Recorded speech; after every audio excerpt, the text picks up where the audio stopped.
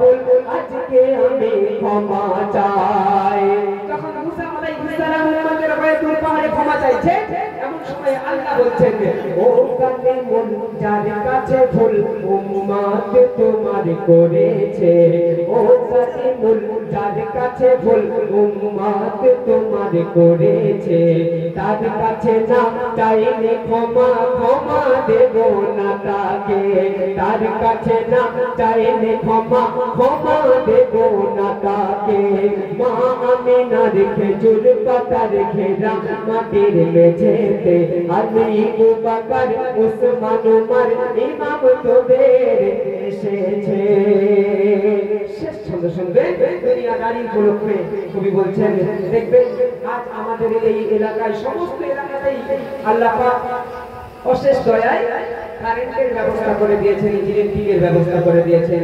যখন ঝড় তুফান হবে, কাল বৈশাখী ঝড় হবে, 3 দিন 4 দিন কারেন্ট থাকবে না বন্ধু, একটা মোমবাতি সেদিনে সেই সময় আপনার রাতের সাথী হয়ে থাকবে। তাই কবি বললেন, মোমের বাতি সারা রাতি জ্বলে পুড়ে আলো দেয়। একটা মোমবাতি কারেন্ট না থাকায় সারা রাত তার দেহকে জ্বালিয়ে পুড়িয়ে ছাড়খাড় করে আমাকে দেখতে সাহায্য করলো, কিন্তু সকালবেলা যখন সূর্য উদয় হলো পেছনে এই মোমের কথা আমরা ভুলে যাই। কথাগুলো ভালো করে বুঝবেন। মোমবাতির উদ্দেশ্য আমি এক্সাম্পল দিয়েছি, উদাহরণটা ভালো করে বুঝুন। আমরা পেছনের মোমবাতির কথা ভুলে যাই। মোমের বাতি সারা রাতি জ্বলে পুড়ে আলো দেয়, সকালবেলা মোমের কথা সকলেই তো ভুলে যায়, সকালবেলা মোমের কথা সকলেই তো ভুলে যায়।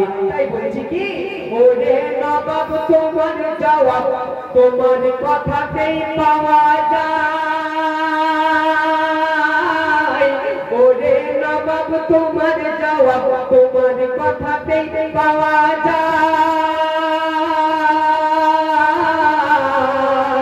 কর্মগুণে ফল মেলে এটা তো জানি সবাই, কর্মগুণে মিলিবে ফল এটা তো জানি সবাই।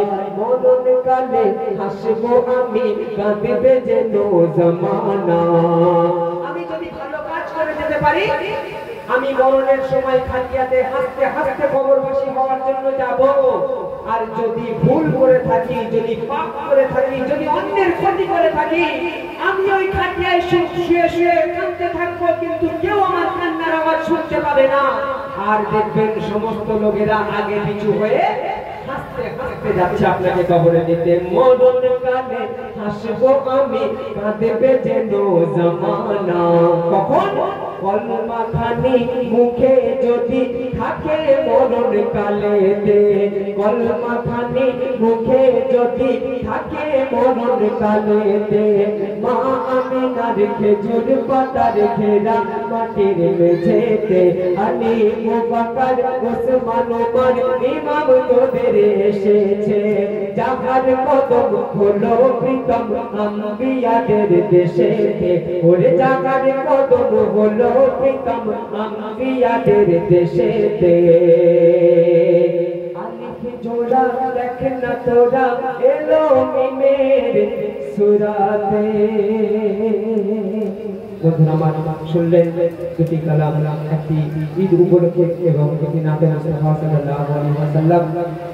আমার আজকের পরিচালক জনাব মুন্না সাহেব বসে আছেন, আমি মাইক্রোফোন মুন্না সাহেবের হাতে তুলে দেব। পরবর্তী শিল্পীরা আছেন। আপনাদের এখানে আসার আগে থেকে অনেক অনুরোধ আছে, অনেক, এখন পর্যন্ত যা বলছি আপনাদের অনুরোধের কালাম নয়, অনুরোধ অনেক আছে, শোনাবো ইনশাআল্লাহ। নতুন নতুন কালাম ও বাইকটা লিখে এনেছি, শোনাবো। আপনারা যা অনুরোধ করেছেন শোনাবো। এখন মাইক্রোফোনে আমি মুন্না সাহেবের হাতে তুলে দেব। মুন্না সাহেবকে অনুরোধ করব একবার আসুন আমরা এই যে ঈদের অনুষ্ঠান, একবার সকলে মিলে আমরা দরুদ পড়ে নিই। আল্লাহুম্মা সাল্লি আলা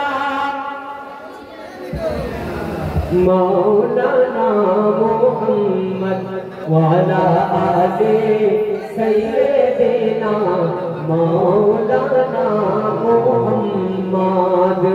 সাল্লাল্লাহু আলাইহি ওয়াসাল্লাম। এই দরুদ আমি কেন পড়াবো আপনাদেরকে? এই দরুদের ফজিলত অনেক। মানুষ একবার দরুদ পড়লে তার 10টা গুনাহ ক্ষমা হয়ে যায়। ওই একবার দরুদ পড়লেই 10টা নেকি জমা হয়ে যায়। শুধু তাই না বন্ধু, এই দরুদ পড়া হলো আল্লাহর কাজ। আল্লাহ কোথাও বলেননি আমি নামাজ পড়েছি তুমি নামাজ পড়ো, আমি হজ করেছি তুমি হজ করো, আমি যাকাত দিয়েছি তুমি যাকাত দাও, আমি রোজা করেছি তুমি রোজা করো। কোথাও বলেননি আল্লাহ সারা 30 পারা মুকাম্মাল কোরআনের মধ্যে। কিন্তু কোরআনে এইটা বলেছেন আমি দরুদ পড়েছি, আমি দরুদ পড়ছি, আমার ফেরেশতারা পড়ছে এবং তোমরাও আমার নবীর শানে দরুদ পড়ো। যেন বলুন সুবহানাল্লাহ। এখন মাইক্রোফোন আমি মুন্না সাহেবের হাতে তুলে দিলাম। जी हाँ मुहतरम हाज़रीन, जी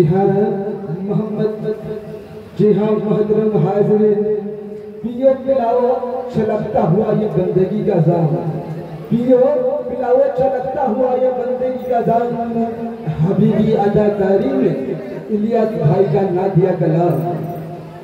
जी हाँ आकाए नामदार ताजदार मदीना अहमद मुस्तफा मोहम्मद मुस्तफा सल्लल्लाहु अलैहि वसल्लम की शान में अब अदाकारी की बड़ी एक ही नाम एमडी इलियास।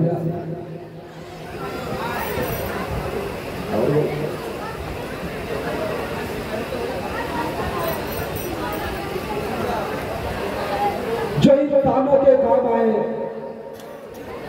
उसे इंसान कहते हैं, जो इंसानों के काम आए उसे इंसान कहते हैं, जो टकराता है जालिम से उसे बलवान कहते हैं। यहाँ हिंदू मुसलमान सिख ईसाई सभी साथ है अपने, यही वो देश है जिसे हम हिंदुस्तान कहते हैं, जिसे हम हिंदुस्तान कहते हैं, जिसे हम हिंदुस्तान कहते हैं।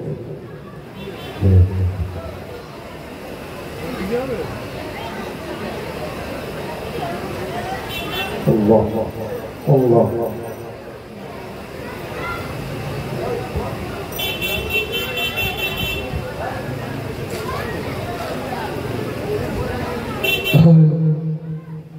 अल्लाह अल्लाह।